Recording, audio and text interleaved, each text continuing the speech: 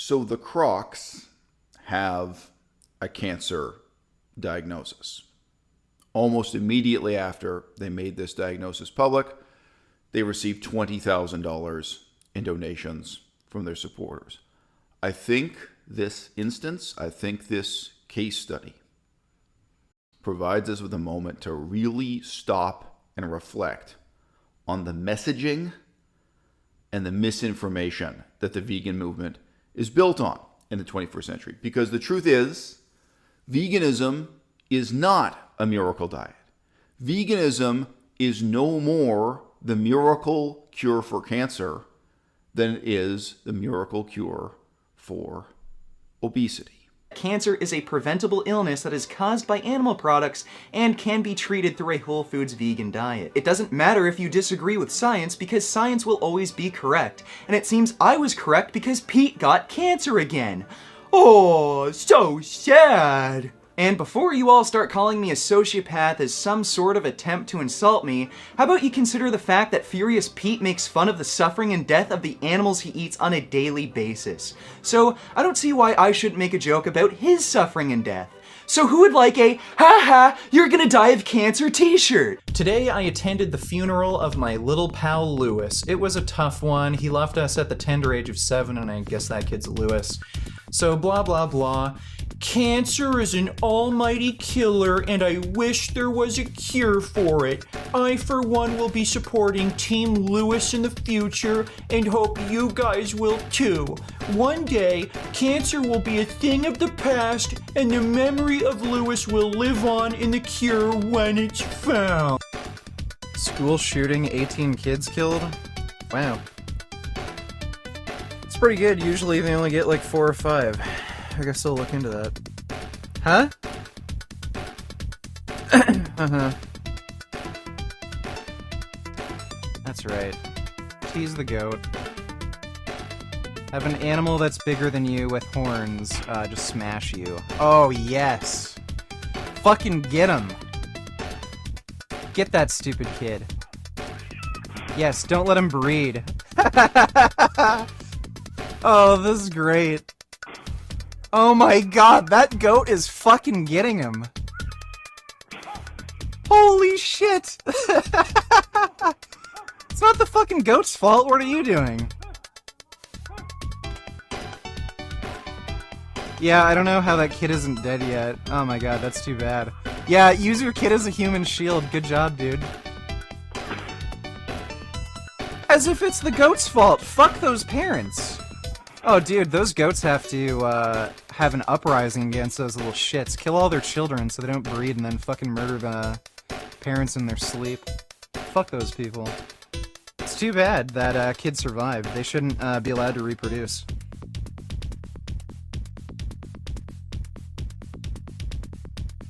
There isn't any kind of central committee that decides who does and who doesn't get to become a car salesman. And yet a certain kind of person ends up being recruited to become a car salesman. A certain kind of behavior is rewarded once that person lands the job of becoming a car salesman. And there is a cultural pattern across the United States of America, around the world, of what kind of person a car salesman might be. Have you ever worked as a car salesman? Have you ever even considered becoming a car salesman? Have you ever stopped and looked in the mirror and asked yourself, do I have what it takes to become a car salesman? Well, guess what? There's no conspiracy. There's no central planning. There's no board of people who make the decision about who does and doesn't get to become a vegan activist, who does and doesn't get to promote this diet. And yet, nevertheless, a certain kind of person gets recruited and a certain kind of person gets rewarded once they put themselves in that leadership position. What kind of person? The kind of person who's willing to make grossly exaggerated and dishonest health claims. The sort of person who's willing to claim that veganism is a miracle cure for cancer, that it can be used for treatment of cancer once you've got cancer, or that it's going to prevent you from getting cancer. The sort of deeply dishonest, immoral person like Richard, who you just saw, like Vegan Gains, who's willing to claim that cancer is a preventable disease caused by meat products in the diet, period. Quite a claim, Rich. And as I warned for years, we now have a movement that's been thoroughly discredited by its leaders taking its name and dragging it through the mud.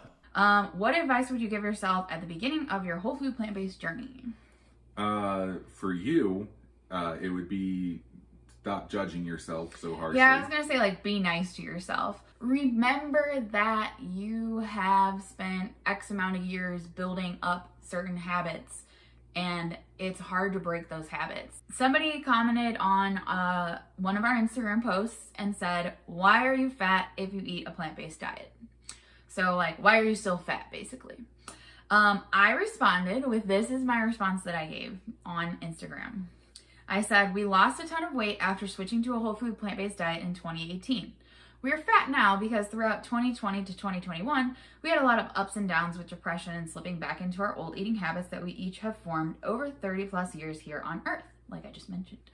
But we refuse to give up and let those old habits win. Instead, we continue eating plant-based and have actually been losing weight since January. Prior to this cancer diagnosis, the Crocs already were an interesting case study demonstrating what's wrong with the vegan movement and how social media makes it wronger, for lack of a better word. You know, many people on the internet have the impression that vegans are a tremendously attractive, slender, athletic demographic of people.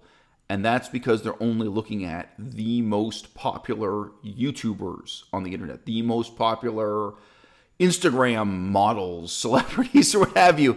And the irony is that distorting myopic bias, it would be just as true if you were looking at carnivores. There are people eating the 100% meat carnivore diet who have very impressive bodies here on YouTube, who have very impressive bodies on Instagram. It seems like if that's what you Google around for, if that's what you search for, if those are the links you click on, it seems like all you're looking at are tremendously attractive, youthful, beautiful people who eat this carnivore diet. Guess what? Every single other fad diet has enough beautiful people representing it or misrepresenting it to create this illusion. Now, I was here on YouTube 8 years ago saying, guess what? If you actually go to the animal rights conferences to meet vegan activists face to face, if you actually go to more academic meetings of people with PhDs who are coming to present papers about veganism, if you meet people in any vegan forum that isn't pre-selected for the most attractive, the most athletic people in the movement, what you're going to notice right away is that we're not an especially good-looking group of people. We're not even an especially slender or athletic group of people. I said the vegan group at my university, vegan student group, and I would say it's true at any university. If you go and attend that, they're not the best-looking students at the university. They're not the most athletic or the most slender or the most impressive in any way. You got a bunch of real, normal-looking schlemiels. It's not a miracle diet. It's not the cure to cancer, and it's not even the cure for obesity. And what the Crocs demonstrate in their weight loss journey, what they demonstrated by losing weight rapidly on veganism at an early stage, when it was basically for them a fad diet, and then gaining the weight back again. So in the man's case, going from 500 pounds down to maybe 300 pounds, and then up to 400 pounds again, in broad brushstrokes. What they demonstrate is that these claims that veganism is a miracle cure for all that ails you, it's just a massive distraction from the fact that the qualities you really need to lose weight and sustain a healthy lifestyle, they're mental, they're intellectual, they're emotional, they're qualities of self-discipline. And if you have that kind of self-discipline, right, you can look attractive, you can have a healthy body on any diet. And if you don't have those qualities, if you're lacking those qualities, you can't make any diet work for you. Now, they attribute their relapsing into eating unhealthy food and unhealthy quantities of food, they attribute it to depression. Depression means many different things to many different people. And I only know what they tell me, so I don't know a whole lot. Like most people on YouTube, on Instagram, on the internet, they choose to only present to you their successes, their triumphs. So there's a whole lot of information about the period of time in which they were losing weight, feeling great, were so happy and enthusiastic about the vegan diet. And then there's this big gap reflecting on or explaining how or why they went back to eating animal products, to eating meat, dairy, and eggs. We don't know. We just get this statement that they went back to eating the way they used to. They relapsed into eating a non-vegan diet and then gained a lot of weight back, right? We're only kind of getting one half of the story documented. And that's also what you're going to see with the success stories for the carnivore diet, with the success stories for the taco diet, for any other fad diet that comes or goes. And I don't think any of these people intended to mislead the public. I think they intended to mislead themselves. I think even people who are really emotionally crippled, who are dealing with depression, whatever that might mean to them, when they use the word, they want to create an image of themselves on YouTube, on Instagram, an image that they hope will reach thousands of people and last for all time. An image of themselves as highly motivated, self-disciplined, emotionally healthy, happy people. But an image of themselves that ultimately is just a lie. It does have to be weird for people who pull in, like, you know, now to our videos and pull them up and, like, they're like, wait, they're watching the first one and they're like, wait, now they're, like, you know, fatter than they were before, and it's very confusing. But like we say, it's an adventure. It's not a, you know, overnight thing. But the truth is, like, we have been, you know, honest and whatever. We went back to our old eating habits that were not vegan during certain times of the last, like, not actually since this year we've been doing really great. Since January we've been super awesome. Whereas, like, over the few years before that, when we were gaining weight, we weren't eating plant-based 100%. There was no balance. Yeah, we'd have like a week or two where we would do really good, and then it'd be like, oh, everything's just back to depression and using food as a crutch and all that kind of stuff. Would you be vegan if you had absolutely certain knowledge that you were going to die of cancer anyway? What would you say to someone? What would you say to your own father or your own grandfather if you had managed to cajole them into adopting a vegan diet with a totally insincere, exaggerated, distorted version of the scientific claim that if they would just follow these steps you said of them, if they would eat this diet assiduously every day, they would never develop cancer at all? What does that accomplish? Do you want a movement that is comprised of people doing the right things for the wrong reasons?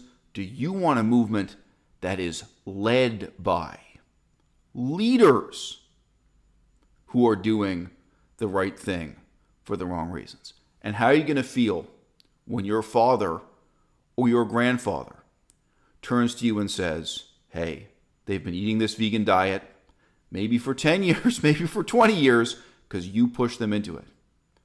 And now they find out they're dying of cancer anyway. There's more than one answer possible to that question. Some of you in the audience will say that if you had certain knowledge you were going to die of cancer anyway, you'd go out and smoke as many cigarettes as you could, drink as much alcohol, eat as much pork, bacon, steak. There are some of you who sincerely feel that you would live each day as if it were your last if you knew that cancer was coming to get you and that a vegan diet couldn't do a goddamn thing to help you. Well, guess what? The fate and the future of the vegan movement, it rests entirely with people like myself, who, if they knew they were going to die of cancer, would continue to be sober anyways, would continue to be self-disciplined anyway, and would continue to eat a vegan diet, even if there were no benefit to me at all.